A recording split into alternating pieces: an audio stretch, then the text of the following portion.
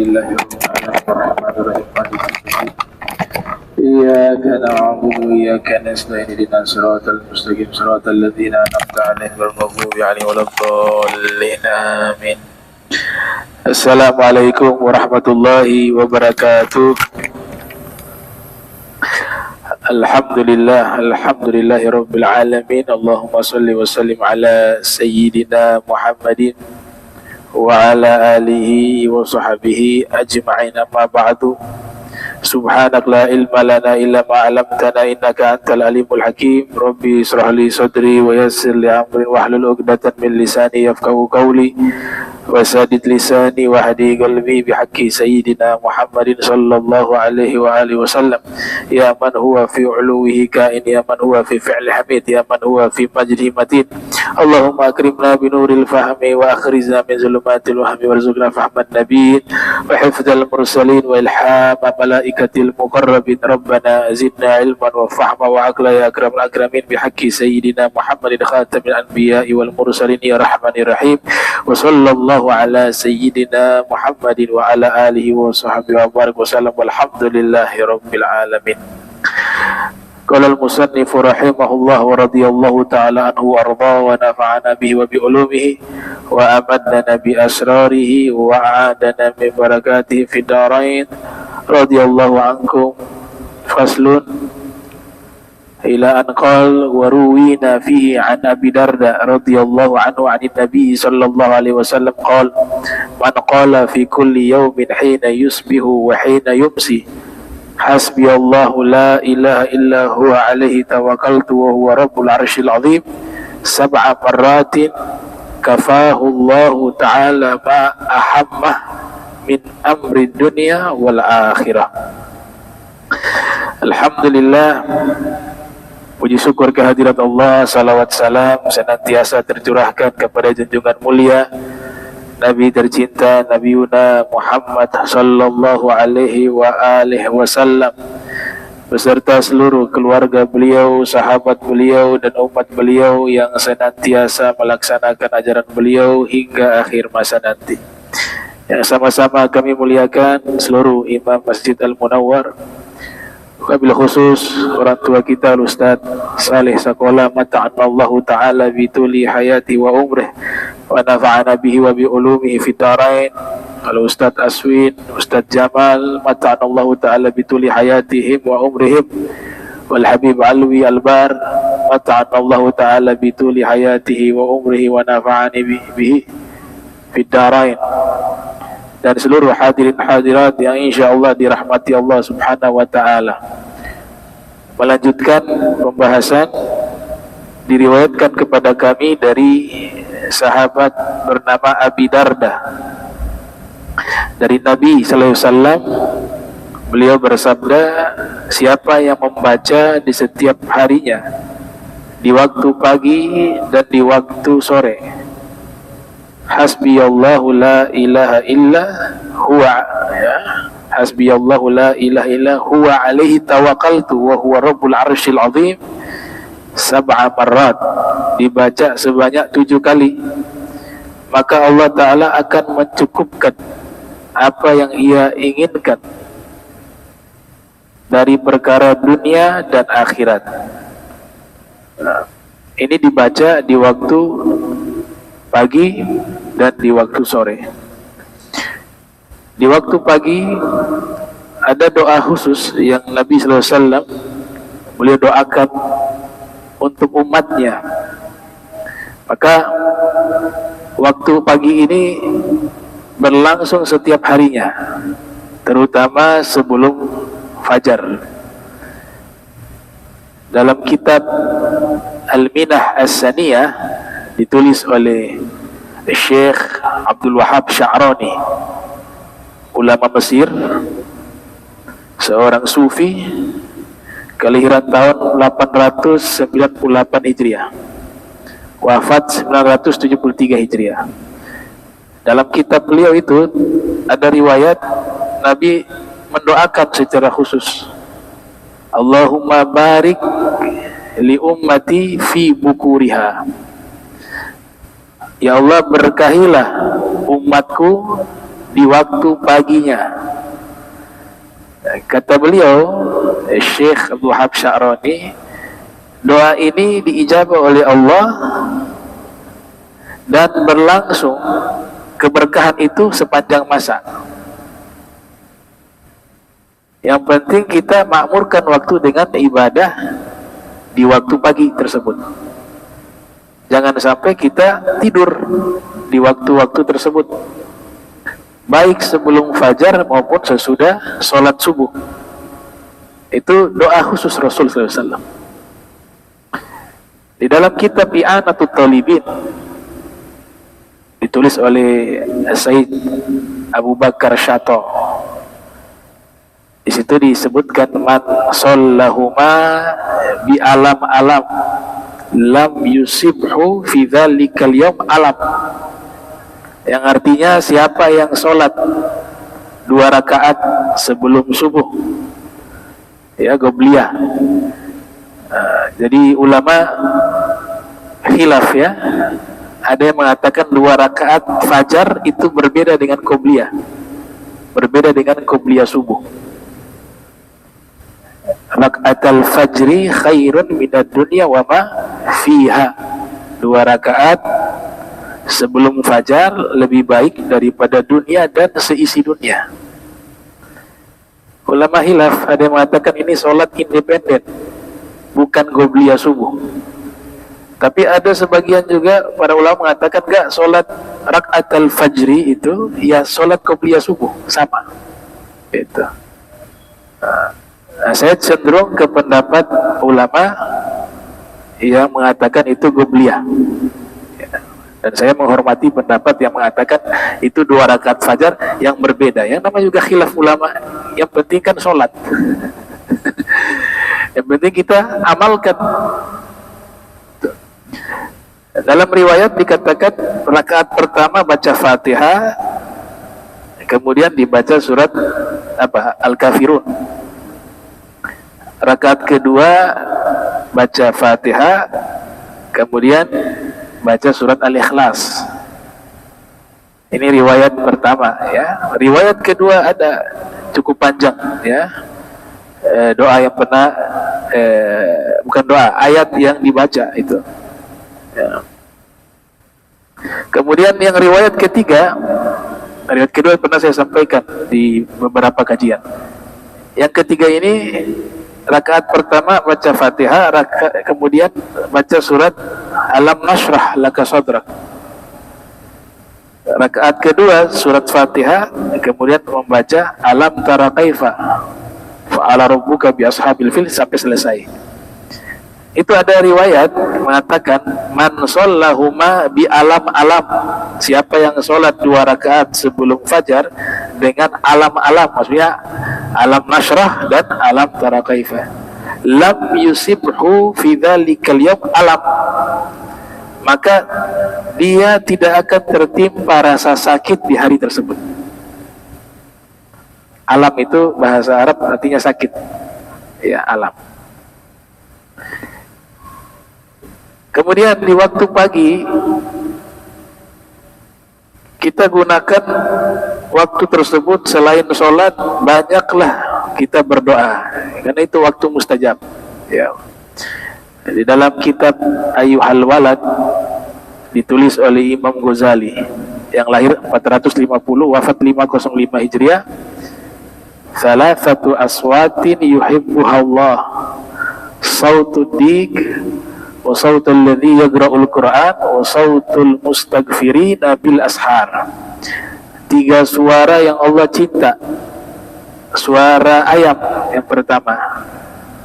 Jadi ayam berkokok di waktu fajar itu, dia kalau dibahasakan dengan bahasa kita itu artinya wahai manusia atau wahai orang-orang beriman, uzkurullaha, ingatlah kepada Allah, zikran katsira, dengan banyak mengingatnya.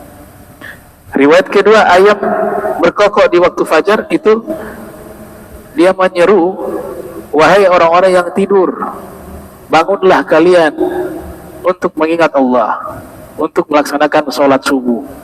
Nah, maka suaranya dicintai oleh Allah Ta'ala. Yang kedua, wa sautul ladzi yaqra'ul Qur'an, suara orang yang membaca Al-Qur'an. Dan yang ketiga, sautul mustaghfirina bil ashar, suara orang istighfar di waktu pagi, awal pagi, atau di penghujung awal malam, penghujung malam, awal fajar. Ya, waktu sahar itu akhir malam, tapi memasuki juga awal fajar. Makanya satu kata dengan sihir. Sahur, sahar, sihir satu akar kata. Karena sihir itu menyamarkan mata. Sebagaimana waktu sahar juga menyamarkan waktu. Mau bilang fajar masih belum fajar, mau bilang malam sudah akhir malam. Maka dinamakan waktu sahar. Wa hum bil ashari yastaghfirun. Mereka di waktu itu beristighfar. Ad-du'a mukhul ibadah wasilahul mu'min wa nurus samawati wal ardi wa illa yas'alillah yaghdab alaih. Nabi bersabda, doa itu otaknya ibadah, intisarinya ibadah, senjatanya orang beriman, cahaya langit dan bumi. Siapa yang tidak meminta pada Allah, Allah marah kepadanya. Ada riwayat keutamaan waktu pagi tadi, waktu fajar, waktu pagi, waktu sahar, dari ulama bernama Imam Sufyan Ats-Tsauri, kelahiran tahun 97 Hijriah, wafat 161 Hijriah, di mana beliau mengatakan, innallaha ta'ala khalaqa rihata hubbu waqtal ashar tahmilul azkar wal istighfar ila malikil jabbar. Yang artinya sesungguhnya Allah subhanahu wa ta'ala telah menciptakan angin khusus. Angin khusus ini hanya berhembus di waktu sahar, membawa zikir-zikir dan istighfar kepada Allah yang maha perkasa. Ini bahasa kinayah, bahasa majas, ya. Artinya waktu itu waktu mustajab, waktu mustajab. Di waktu tersebut juga biasanya kita sering mendengar ayam. Itu Nabi pernah terangkan dalam satu riwayat Imam Muslim yang lahir tahun 204 wafat 261 Hijriah. Jadi ada orang mendengar suara ayam, Nabi perintahkan, ini sunnah nih, kalau dengar suara ayam berkokok, sunnahnya itu berdoa, minta kebaikan, minta hal-hal yang baik kepada Allah. Ini hadis riwayat Imam Muslim.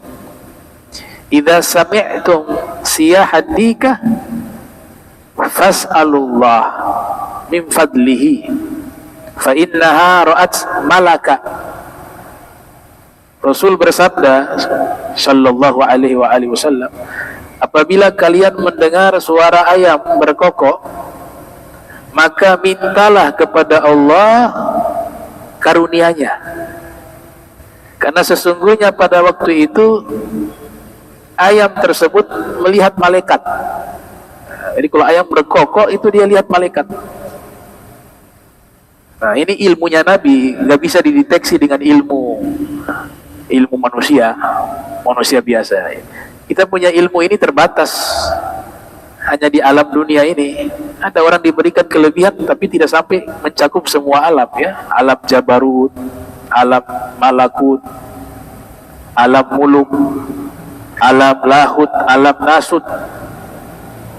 Ilmunya Rasul mencakup semua alam ini. Jadi memang gak bisa semua ilmu bisa meneliti apakah ini benar atau tidak lewat sabda Nabi. Karena ilmunya Nabi melampaui itu. Makanya Nabi katakan kalau mendengar suara ayam, mintalah pada Allah karunia. Karena ayam tersebut melihat malaikat. Wa idza sami'tum nahiqal himar fata'awwadhu billah minasyaitan fa innaha ra'at syaitana. Tapi kalau kalian mendengar suara himar, suara apa, keledai, ya, namanya himar, Kata Nabi, kalau kalian mendengar suara himar, maka mintalah perlindungan pada Allah dari syaitan, karena pada waktu itu dia sedang melihat syaitan. Ada satu ulama ahli ilmu zoologi, namanya Syekh Ad-Damiri. Beliau menulis kitab tentang ilmu hewani berjudul Hayatul Haywanil Kubra. Di dalam kitab tersebut beliau sebutkan riwayat, termasuk ketika mendengar suara gonggongan anjing, terutama di waktu malam, maka kita disunnahkan untuk meminta perlindungan pada Allah, baca ta'awuz. A'udzubillahi minasyaitonir rajim. Kenapa? Li'annahu ra'at syaitana. Karena dia juga melihat syaitan. Tuh. Nah, ini ilmu yang gak bisa diteliti dengan ilmu ilmiah, dengan pendekatan intelektual secara empiris, gak bisa. Karena tadi alam ini Allah ciptakan ada 5. Nah, kita ini belum sampai ke alam-alam itu. Rasul sampai ke situ, ilmunya Nabi sampai ke situ. Alam Jabarut, alam Malakut, alam Nasut, alam Lahut, alam Mulk. Nah, jadi waktu pagi manfaatkan dengan baik untuk kita melaksanakan ibadah. Itu waktu yang penuh dengan keberkahan. Nah, kemudian juga kan ini berkaitan dengan zikir subuh, ya, subuh dan sore. Waruwina fi kitabai At-Tirmidzi wa Ibni Sunni bi isnadin dhaif an Abi Hurairah radhiyallahu anhu qala Rasulullah sallallahu alaihi wa alihi wasallam, man qara'a Hamim al-mu'mina ilaihil masir, ya, surat Ghafir, ya, surat Ghafir itu ayat 1 sampai ayat 3, kemudian ditambah wa ayat kursi, ditambah ayat kursi, kemudian dibaca itu di waktu pagi, hina yusbihu khufidh bihima hatta yumsiya. Dia diberikan garansi, jaminan perlindungan dari Allah dari pagi itu sampai sore. Itu. Wa man ghara'ahuma hina yumsi hufidza bihima hatta yusbiha. Dan yang membaca di waktu sore, maka dia dijaga oleh Allah sampai waktu pagi. Ini bukan bahasa kiasan. Ketika Nabi sudah mengatakan dijaga, itu benar-benar dijaga. Cuma kita kadang-kadang kurang yakin. Ulama mengatakan idzil fatah hasba i'tikadi rufi' wa kullu man lam ya'taqid lam yantafi'. Semua amalan yang dilakukan tanpa dengan dasar keyakinan, amalan tersebut tidak memberikan dampak, tidak memberikan manfaat. Ya. Kenapa? Karena sebab kita kurang yakin. Gitu. Tapi ketika kita amalkan dengan keyakinan, apalagi ini bersumber dari Nabi kita Muhammad sallallahu alaihi wasallam yang sudah sejak dahulu diberikan gelar sebagai Al-Amin As-Sadiq As-Saduq, orang yang amanah, yang sangat jujur. Dan apa yang Nabi sampaikan itu wahyu dari Allah. Jadi hadis ini wahyu. Jangan sampai kita menganggap hadis ini berbeda dengan Al-Quran. Enggak. Al-Quran kalamullah, wahyu paling tertinggi, ya. Fadlu kalamillah ala sa'iril kalam kafadlillah ala khalqih. Keutamaan firman Allah dengan firman-firman yang lain, atau dengan ucapan-ucapan yang lain, itu bagaikan keutamaan Allah dengan makhluknya. Tapi posisi daripada hadis Nabi yang perlu kita yakini juga adalah sumbernya wahyu dari Allah, bukan ucapan Nabi secara pribadi.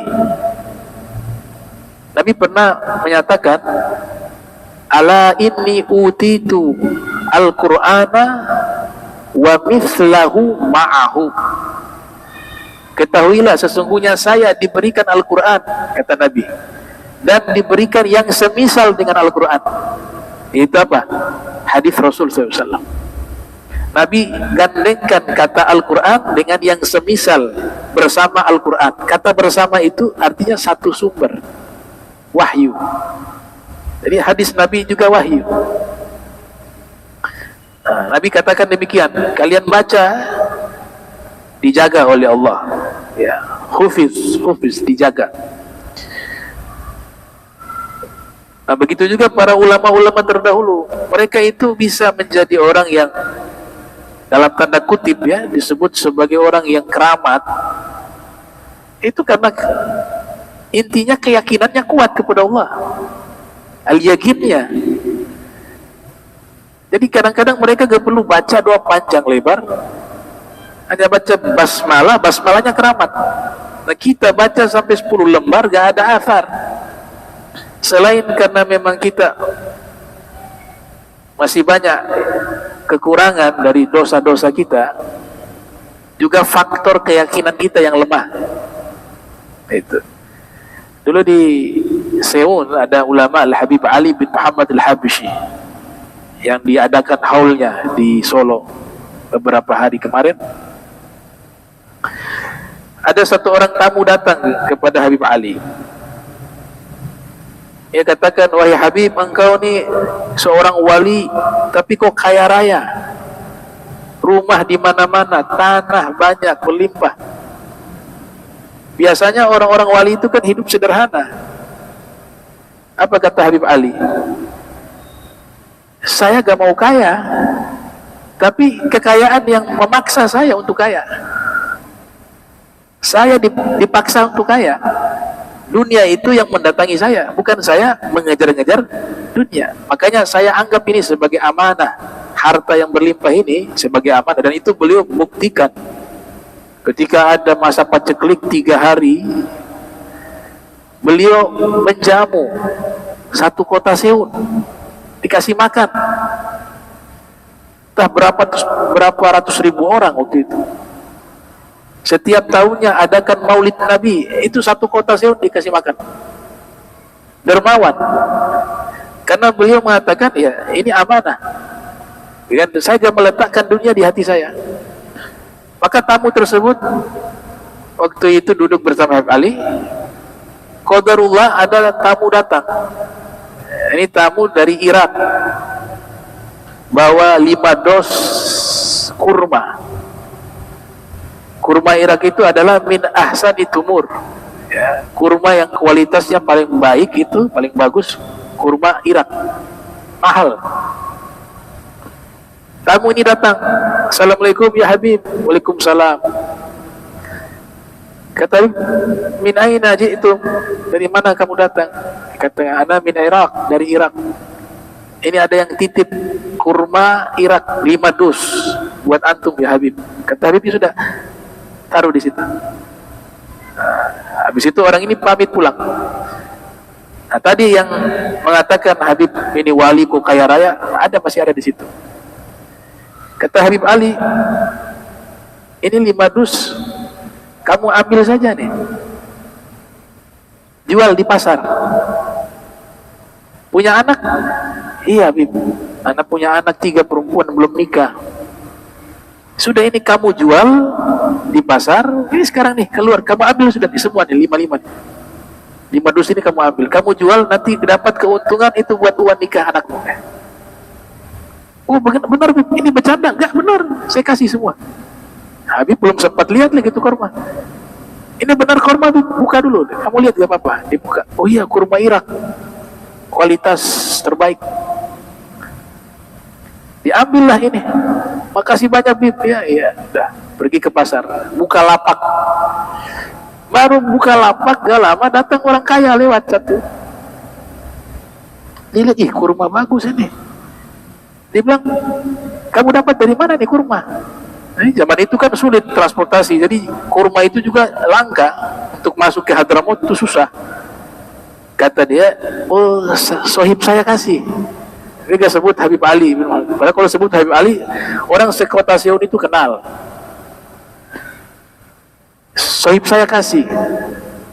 Kamu jual berapa? 30 kirsh. Kata orang ini, yang orang kaya ini, dia bilang, kamu jual 100 kirsh saya beli. Jangankan 30. Itu 100 kirsh, banyak itu uang. Dia bilang, kalau gitu sudah, saya jual 100 kirsh. Dia beli 100 kirsh. Ambil 5 dus itu. Oh, dia lihat uang di bahagia. Oh, memang benar ini. Wali-wali ini rizkinya memang. Baru buka sudah laku. Harganya tidak normal lagi. Bisa sampai 100 kirsh. Saya mau ke Habib Ali dulu deh. Mau kasih kabar. Ini sudah laku nih. Datanglah dia balik ke rumah Habib Ali. Masuk ke rumah. Assalamualaikum. Ketemu Habib Ali. Bib, alhamdulillah terjual, laku. Dapat 100 kirsh. Sudah Habib Ali bilang, alhamdulillah, itu antum punya rizki. Sudah, kau gunakan untuk bantu perkawinan anakmu. Atau kau gunakan untuk modal usaha, terserah kamu dah. Itu rizkinya kamu, kata Habib Ali. Itu ya. Yang beli kurma tadi, orang kaya tadi, dia sampai di rumah dia berpikir, ini kurma ini saya kasih ke siapa yang paling bagus ya? Ke guru saya saja, Al-Habib Ali bin Muhammad Al-Habsyi. Kalau orang biasa makan, ya pahala sedekah dapat, tapi kurang afdol. Tapi kalau kurma ini saya kasih ke Habib Ali, seorang ulama, ahli ibadah, orang soleh, seorang wali. Beliau makan, habis itu ibadahnya luar biasa. Pahalanya besar saya. Beliau makan untuk tahajud, beliau makan untuk menguatkan beliau puasa sunnah, untuk sahur, untuk kebaikan, untuk dakwah. Besar pahala saya. Jadi 5 dus ini saya mau antar deh ke Habib Ali.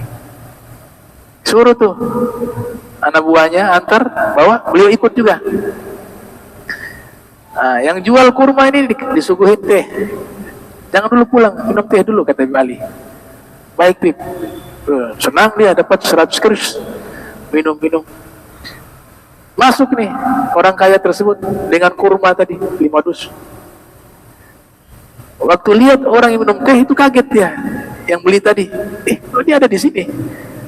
Yang tamu yang tadi itu yang minum teh, dia lihat, kurma saya kok ada di sini. Kok balik lagi? Langsung dibilang sama orang kaya tersebut, Bib, tadi saya ke pasar beli kurma ini yang jual nih. Saya niatnya ini mau kasih hadiah ke antum. Kata Habib Ali, oh begitu, iya. Terus yang minum teh bilang, itu dari Habib Ali. Itu dari Habib Ali, saya dikasih hadiah oleh beliau. Gitu. Kemudian sudah balik lagi ke Habib Ali itu. Kemudian Habib Ali bilang, nah kayak begini dunia kepada saya. Saya di rumah tapi dia paksa untuk datang. Padahal sudah saya keluarkan. Akhirnya apa? Yang dapat dunia juga bukan hanya saya, termasuk orang terdekat. Orang yang datang bertamu tadi sudah dapat 100 kirsh. Nah itu para aulia begitu, ya, subhanallah. Maka di sini kita poin pentingnya itu melakukan sesuatu kita yakin. Ini bahasanya Rasul SAW, bukan sembarangan. Imam Nawawi itu dikasih kelebihan sama Allah.